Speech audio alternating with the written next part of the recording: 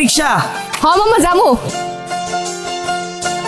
কি খেলা দেখাইলি রে বিলকিস, শিখলাম। বিলকিস? এই বিলকিস কে বাবু? আমার এক্সা ছিল, ওই কই তো কাম কাজ যে করো না, ভবিষ্যতে তো তোমার রিক্সা লয়ে বাইরিতে হইব। এখন শুনছি ওই বলে রিক্সা লয়ে বাইরিছে, মায়া লাগে রে বিলকিস। উঠো উঠো, আরে ধরো ধরো ধরো ধরো, তুমি শাড়ি পরছো না, উঠতে কষ্ট হইব, আমি আগে উঠি।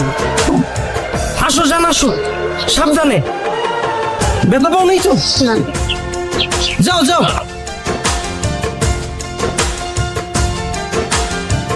বুঝলা জান, ইতিহাস সাক্ষী কেউ কাউরে ঠকায়া শান্তিতে থাকতে পারে নাই। পরিস্থিতি এক সময় না এক সময় হাতে হ্যান্ডেল আর পায়ে প্যাডেল ধরাই দেয়, আর অনেক সময় হাতে থালাও ধরাই দেয়। আল্লাহর কি লীলা খেলা, দেখেই মজা লাগতেছে আমার। কি বলতেছো জান এগুলা? আমি কিছুই বুঝতেছি না। তোমার বোঝা লাগবো না, যার বুঝার হ্যাঁ ঠিকই বুঝতেছে।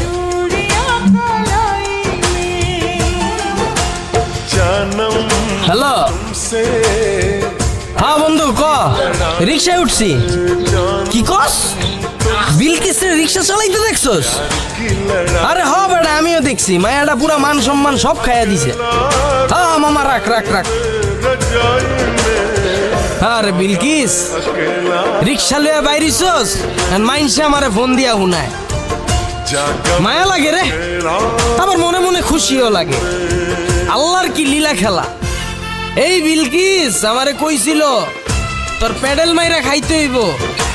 আজকে এই বিলকিস প্যাডেল মাইরা খায় আর আমি আমার বউলে বিল্ডিং মারি, মজাই লাগে। কত বুঝাইছিলাম, বিলকিস আমারে ধুইয়া যাইস না বিলকিস, একদিন পস্তাবি, আমি একদিন সফল হমুই, তখন তোরা রানীর মতো করে রাখমু। আমার কথা শুনলি না, আমার ছেড়ে গেলি গা। আজকে দেখ তোর থেকে আমার বউ সুন্দরী। কিসে পানি খাবো? হাই দাঁড়ো হাই দাঁড়ো দাঁড়ো তো।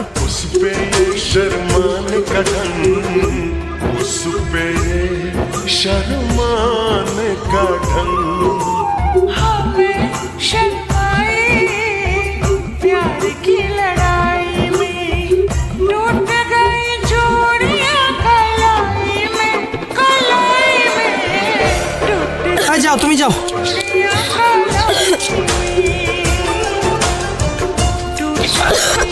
লজান পানি খাও।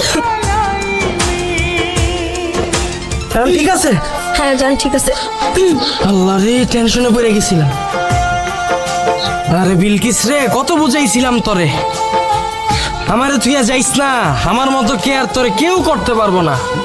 এক সময় শরীর দিয়া এক ফোঁটা ঘাম বাইরিলে টিস্যু দিয়া মুইসা দিতাম, কাশি দেওয়ার আগে পানির বোতল লাগাই দিতাম। আর এখন এই বিলকিস রইদে রইদে খেপ মারে, পানির বোতল যে একটা রিক্সায় রাখবো জায়গা নাই। আহারে মাওলা, বেঈমান গুলারে তুমি এমনি বাতে মাইরো না, প্রাণে সয় না। কিলো আইসা বসছি। ও আয়া পড়ছি, ও জান আয়া পড়ছি। ল তুমি যাও, আমি ভাড়াটা দিয়ে আইতাছি। হ্যাঁ ঠিক আছে।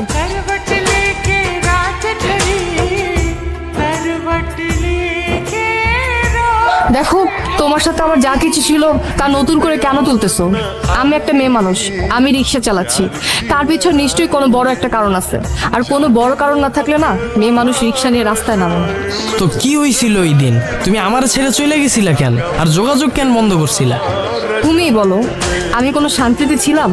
তুমি সারাটা দিন সিগারেট টানতে, তোমার তো কোনো চিন্তা ভাবনাই ছিল না একটা চাকরি বাকরি জোগাড় করবা, এরকম কোনো চিন্তা ভাবনাই আমি তোমার মধ্যে দেখতাম না। আর ওইদিকে আমার বাবা মা প্রত্যেকটা দিন আমাকে প্রেশার কিট করতো বিয়ের জন্য।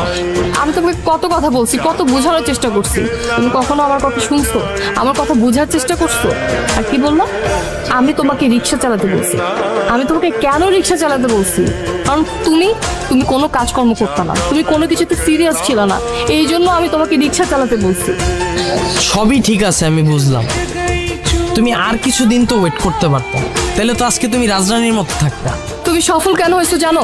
আমার জন্য। আজকে আমি যদি তোমাকে ছেড়ে না চলে যেতাম তাহলে তুমি সফল হতে পারতা না। তার একটাই কারণ যে তুমি তোমার লাইফে কখনো সিরিয়াস ছিল না, আর সেটা আমি বুঝতে পেরেছিলাম। আমি জানতাম আমি যদি তোমার লাইফ থেকে চলে না যাই তুমি কিচ্ছু করতে পারবা না, তাই আমি তোমার লাইফ থেকে চলে গেছি। আর তাছাড়া আমার অন্য কোনো উপায় ছিল না। আমার বাবা মার পছন্দের ছেলেকে আমার বিয়ে করতে হয়েছে, তাই আমি আমার বাবা মার পছন্দের ছেলেকে বিয়ে করছি। আচ্ছা ঠিক আছে, আমি তোমার সব কথা মাইনা নিলাম। তুমি রিক্সা নিয়ে কেন বেরিয়েছো আমি তো এটাই বুঝতেছি না।